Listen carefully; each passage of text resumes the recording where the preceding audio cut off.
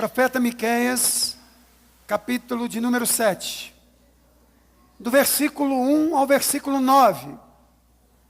Profeta Miqueias, capítulo 7, do verso 1 ao verso 9.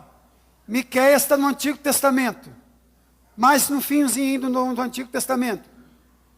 Miqueias, capítulo 7, do verso 1 ao verso 9. Façamos uma leitura alternada do texto. Ai de mim, porque estou quando são colhidas as frutas do verão, como os rabiscos da vidima. Não há cacho de uvas para chupar, nem figos temporãos, que ainda minha alma deseja.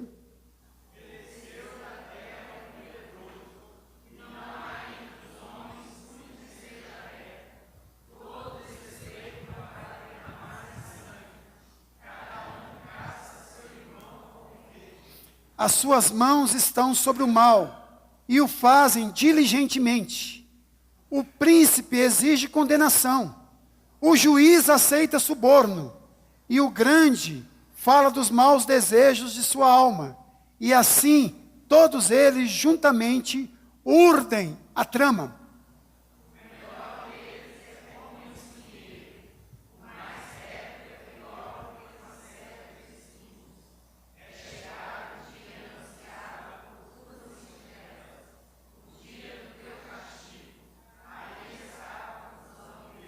Não creiais no amigo, nem confieis no companheiro.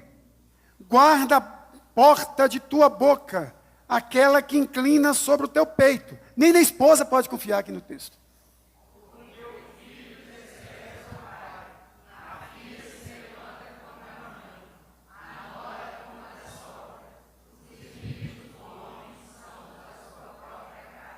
Eu, porém, olharei para o Senhor e esperarei no Deus da minha salvação. O meu Deus me ouvirá. Verso 8.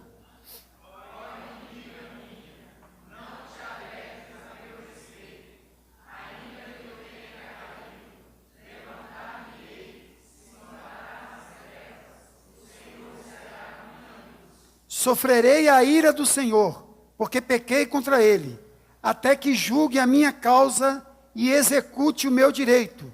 Ele me tirará para a luz, e eu verei a sua justiça. Amém. Vamos orar mais uma vez? Ó Pai, que Tu abras a nossa mente, para que nós possamos entender a Tua palavra, em nome de Jesus. Amém. Irmãos, parece que a palavra de ordem é a palavra crise. Crise política. Crise moral, crise ética, crise social e crise espiritual. A palavra de regra é essa, a palavra crise. E diante da crise, nós só temos duas opções. Ou nós crescemos, ou nós somos suplantados pela crise. Não há neutralidade. Deixa eu repetir. Na crise, ou nós crescemos, ou nós somos suplantados por ela. Quando nós pensamos com relação à crise, nós temos que entender que os nossos dias são dias difíceis. Primeiro, nós vivemos em um mundo que não há mais valores absolutos. Tudo se tornou universal e relativo. Ou seja, aquilo que nós chamamos de pluralismo. No mundo plural, quem tem princípios éticos, morais e espirituais, tem uma dificuldade enorme. Afinal de contas, você e eu, nós temos valores absolutos. Mas o mundo não. Para o mundo, todos os valores são relativos. É a primeira dificuldade que você e eu temos. Segunda dificuldade que nós temos para viver debaixo do sol, no mundo em crise, é que o mundo rejeita a ideia de um Deus que intervém na história. O número de pessoas que acreditam em Deus continua muito grande, mas diminui a cada dia o número de pessoas que acreditam que Deus intervém na história humana. Para muita gente, Deus é apenas o Criador de todas as coisas. Ele não interfere na história humana. Ou seja, quem crê que Deus não se interfere na história humana, ele anula completamente qualquer valor que emana, por exemplo, da Bíblia, que nós cremos que é a palavra de Deus. Alguém já disse que se Deus não existe, ou se existe desta forma, tudo, absolutamente tudo, é válido. Tudo, absolutamente tudo é válido. Os valores morais não são absolutos. Por exemplo, eu não concordo com o aborto. Aí chega um abortista e diz assim, é o seu ponto de vista, é a sua verdade, mas cada um tem a sua própria verdade. É difícil viver num mundo assim. Os dias de Miqueias não eram diferentes dos dias em que nós vivemos.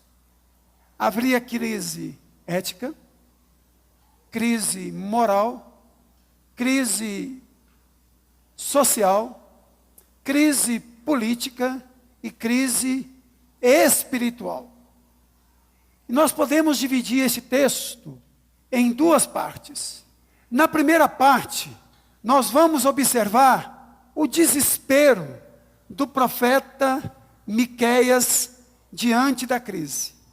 Porque, a princípio, a crise pode gestar em mim e em você um desespero.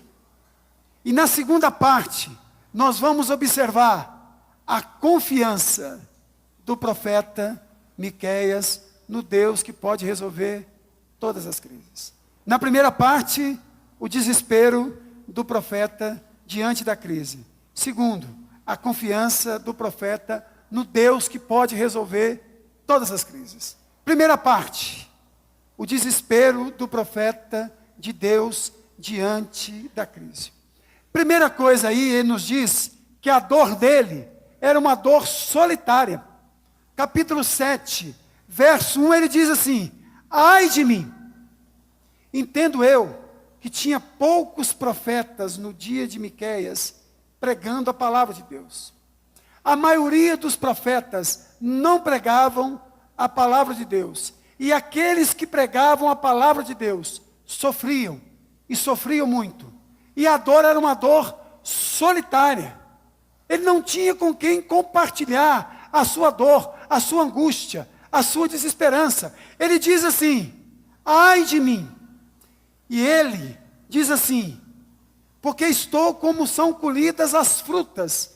Nós não podemos esquecer que Israel era considerada a videira do Senhor. E ele diz assim, eu me sinto como alguém que foi colhido e jogado fora. Totalmente fora. Totalmente desprezado. E aí ele começa fazendo algumas afirmações. A primeira delas, há uma degradação geral entre o povo. No verso 2 ao verso de número 6.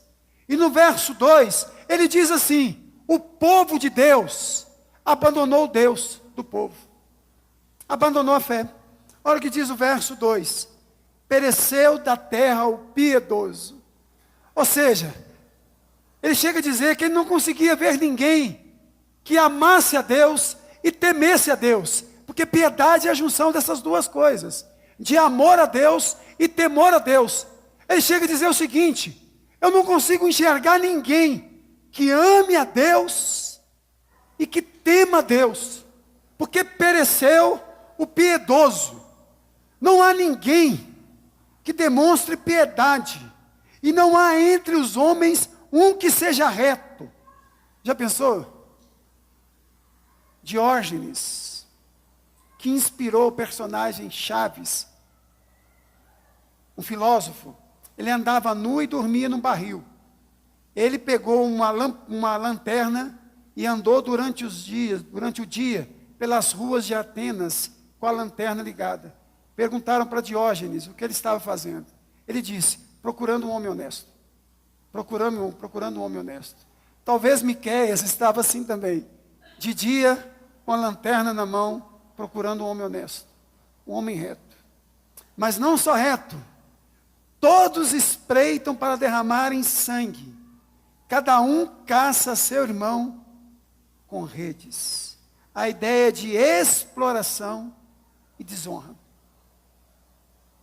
Ou seja, degradação total do povo. Abandono da fé. Deslealdade. Você já pensou você trabalhar num lugar onde as pessoas são desleais? Você viver numa casa onde as pessoas são desleais? Você recorrer a um tribunal onde aqueles que vão julgar a sua causa são desleais? Havia muita deslealdade nos dias de Miqueias. Muito parecido com os nossos dias. Deixa eu dizer uma coisa para você. Se você tem 2 amigos, glorifique a Deus. Hoje em dia nós temos muitos conhecidos, mas pouquíssimos amigos. Pouquíssimos amigos. A liderança nos dias de Miqueias era podre. PT, PSDB, DEM, PMDB, era fichinha. Olha o que diz o verso de número 4. O melhor deles é como um espinheiro. E o mais reto é pior do que uma cerca de espinhos. Sebe a cerca, gente. Cerca de espinhos. Mas no verso de número 3, ele diz, as suas mãos estão sobre o mal, e o fazem diligentemente. O príncipe exige condenação. O juiz aceita o quê? Não tinha moro naqueles dias não, irmãos. Não havia moro. Aceita suborno. O grande fala dos maus desejos de sua alma. E assim todos eles, o judiciário, o executivo e o legislativo, urdem a trama. Muito parecido com os nossos dias. Judiciário, o legislativo, o executivo e o governo. Talvez para baixar Caixa 2 e por aí em diante. As relações humanas tinham entrado em colapso.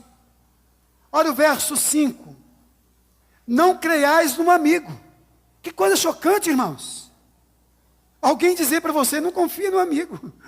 Ele não é seu amigo, não. Ele tem algum interesse. Ele se relaciona com você por interesse. Ele não é o seu amigo. Nem confieis nos companheiros. Guarda a porta de tua boca, aquela que reclina sobre o teu peito. Gente, está falando aqui da esposa, do marido. Você não pode confiar no seu esposo. Você não pode contar uma coisa para sua esposa. As relações humanas aqui, irmãos, tinham entrado em colapso. Não havia amizade, nem conjugalidade. As relações humanas tinham entrado em colapso. Olha a situação da família. Verso 5 nós já falamos. Guarda a porta de tua boca, aquela que reclina sobre o teu peito. Relacionamento conjugal. Porque o filho despreza o pai. Muito parecido com os nossos dias também. Há uma crise enorme nos relacionamentos entre pai e filho. Filhos e pais. Menino de 5, 6, 7 anos chutando a canela do pai. Adolescente marcando a hora que ela vai chegar, que ele vai chegar em casa. Parece que não é o cachorro que abana o rabo, é o rabo que abana o cachorro. Há uma inversão de valores.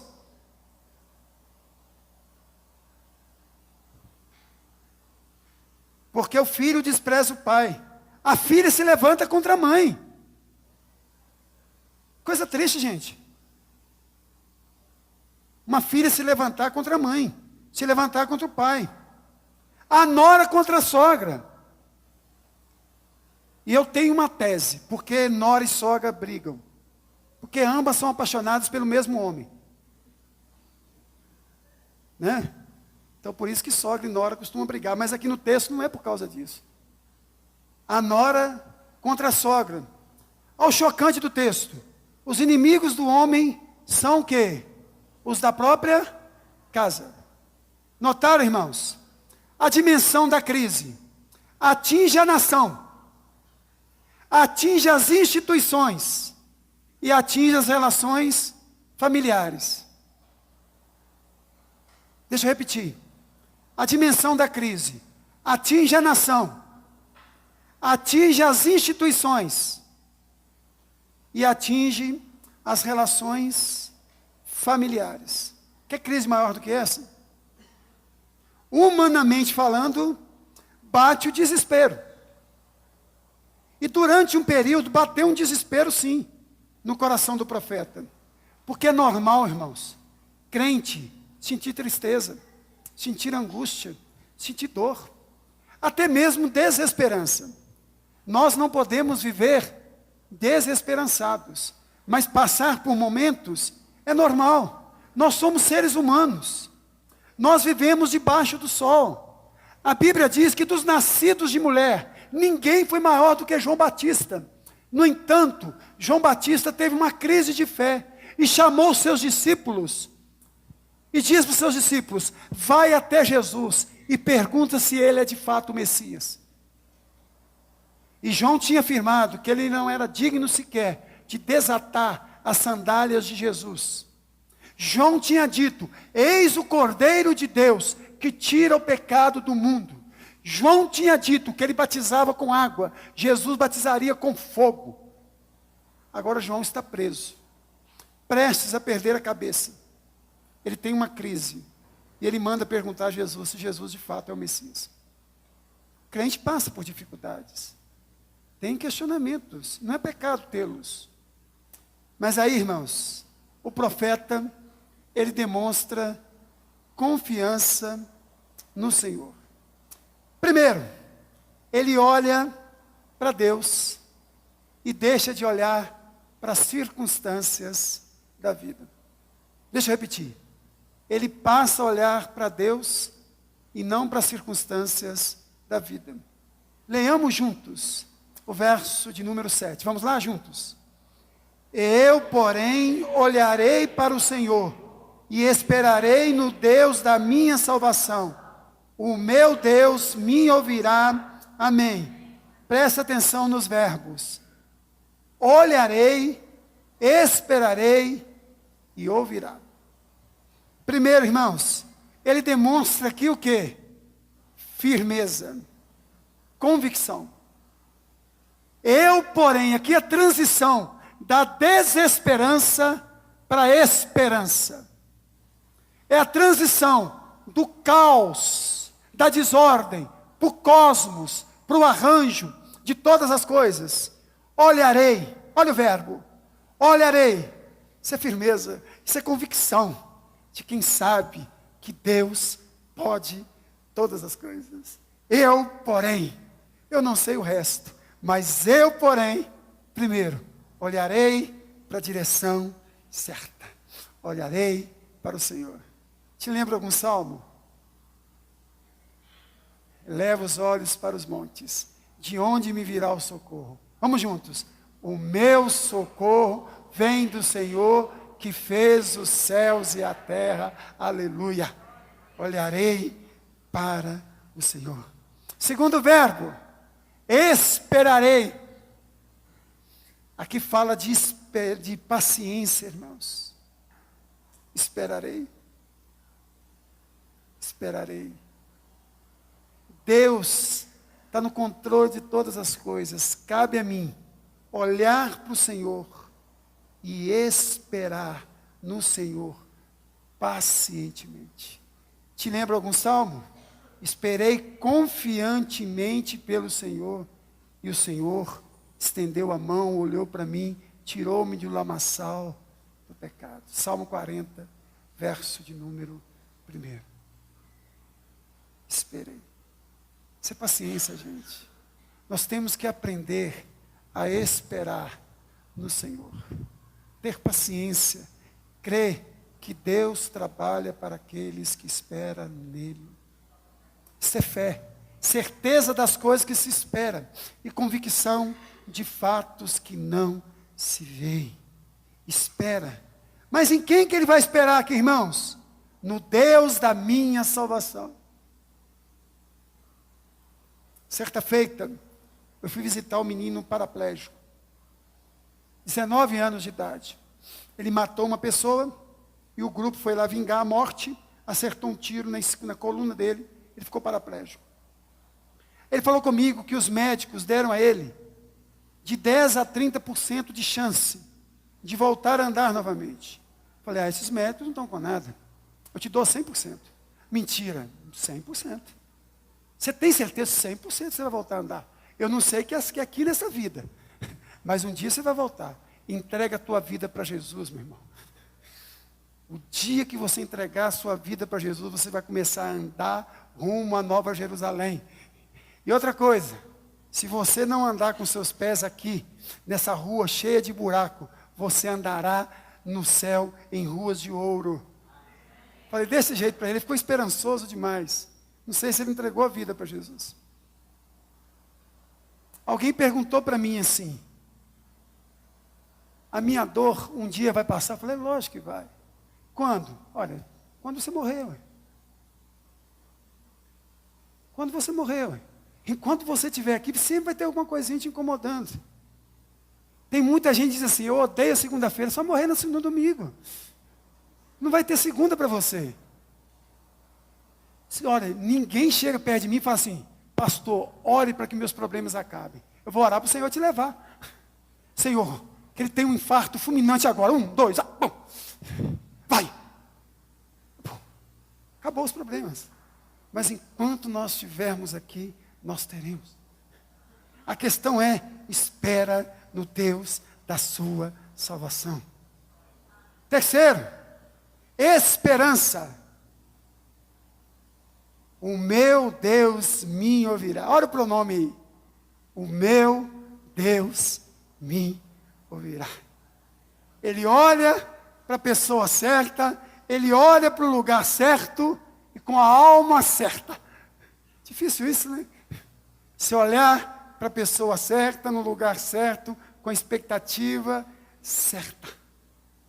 Esperança. Deus me ouvirá. Aleluia. Louvado seja o nome do Senhor. Segunda coisa, irmãos. O profeta olha para a restauração e já não olha mais para a queda. Olha o que diz o verso de número 8. Ó inimiga minha, não te alegres a meu respeito. Ainda que eu tenha caído, levantar-me-ei. Se morar nas trevas, o Senhor será a minha luz, aleluia. Ele tira os olhos da queda, ele tira os olhos do pecado, e ele olha para a restauração. Que coisa maravilhosa, gente. A situação aqui era a pior possível, mas agora ele tira os olhos da queda, e ele olha para a restauração. Ele desapega do presente, para que haja futuro. Muitas vezes, irmãos, não há futuro, porque nós estamos apegados demais no presente, ou no passado.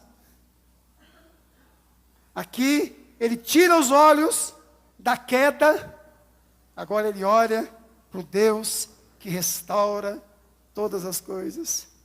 Ele não se apega no passado, mas ele se apega no Deus que pode transformar tudo. Ele não está apoiado no bordão da autopiedade, como no início, dizendo, ai de mim. Agora ele sai dessa, do ai de mim.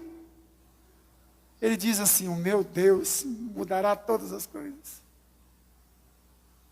Eu caí, o povo caiu, mas Deus vai nos restaurar. Terceira e última coisa, ele diz, ele tira os olhos das circunstâncias, ele tira os olhos da queda, E agora, ele olha para a graça. Para a graça que justifica o pior de todos os pecadores. Olha o verso de número 9. Sofrerei a ira do Senhor, porque pequei contra ele. Sofrerei sim, até que julgue a minha causa e execute o meu direito. Ele me tirará para a luz, e eu verei a sua justiça. Olha que texto lindo, irmãos. Esse texto devia entrar aí no teu coração, no meu coração esta noite. Eu pequei, a nação pecou, mas aonde abundou o pecado, superabundou a graça de Deus. Nós estamos nas trevas, mas Deus nos tirará das trevas e nos colocará na luz, aleluia. Ele diz isso. Convicção, gente. Ele não fica preso no bordão de Gabriela, cravo e canela. Eu nasci assim, eu cresci assim. Gabriela, ele muda a cantiga. Ele sai de um samba de uma nota só, do ai de mim, para dizer que o Senhor o tirará para a luz, que o Senhor o colocará na luz. Louvado seja o nome do Senhor. Agora eu quero terminar, irmãos, dizendo para você e também para o meu coração: qual é a sua crise? Ou quais são as suas crises? Quais são as minhas crises? Para mim não importa nem um pouco quais são as suas crises. O que importa é que o Senhor pode mudar todas as coisas. Você se lembra que na introdução nós falamos que diante da crise, ou nós saímos vencedores, ou nós saímos derrotados. Só tem duas opções. Você não tem uma terceira. Agora, eu prefiro ficar com aquilo que o salmista nos ensina, se eu não estou esquecido, no Salmo de número 63 ou 66, onde ele diz: acrisolaste-nos como quem acrisola a prata. A palavra acrisolar tem a mesma origem na palavra crise. Sabe o que significa acrisolar? Significa pegar o cadinho, aquele pote de ferro com um extensor, com um braço. Você coloca o ouro ou a prata ali dentro e leva até o fogo. Aí o fogo vai acrisolando, ou seja, vai tirando as impurezas. Aí quando você tira do fogo a prata e o ouro, a prata e o ouro estão mais brilhantes, mais bonitos. Acrisolaste-nos como quem acrisola a prata. Muitas vezes, irmãos, é bom e necessário ser acrisolado pelo Senhor. Muitas vezes é bom e necessário passarmos por crises, para que nós possamos crescer, para que nós possamos nos desenvolver, para que nós possamos sair da zona de conforto, sair do marasmo. Salmo 66, verso de número 10. Pois tu, ó Deus, nos provastes, acrisolaste-nos como quem acrisola a prata. Vamos ficar de pé. Vamos orar. Em nome de Jesus.